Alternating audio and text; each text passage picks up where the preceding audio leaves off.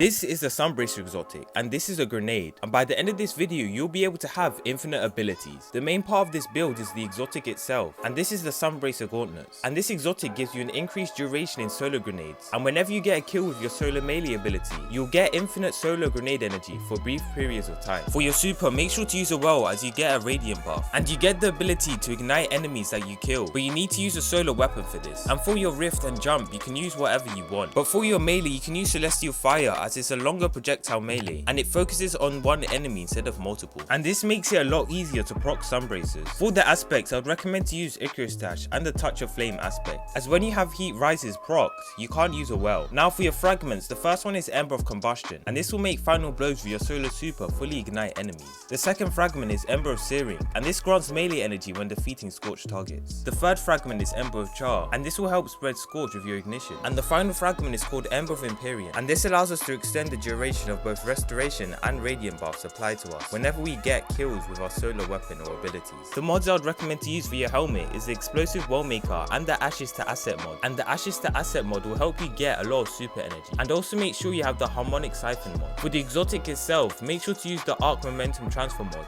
as well as the Elemental Ordnance mod, and for your chest piece, make sure to also use Arc Resistance, and definitely combine this with the Arm of the Dying Star mod so you can have resistance to all three element types. I would also recommend to use the Font of Might mod. For your leg armor, definitely use the Invigoration mod with the Absolution and the Seeking Well mods, and make sure your class armor is solar so you can use the Bountiful Well mod and the Radiant Orb mod. And now you know about this great Warlock build, you'll also need to know about this other insane Warlock build that will allow you to kill multiple enemies at once with a single bullet.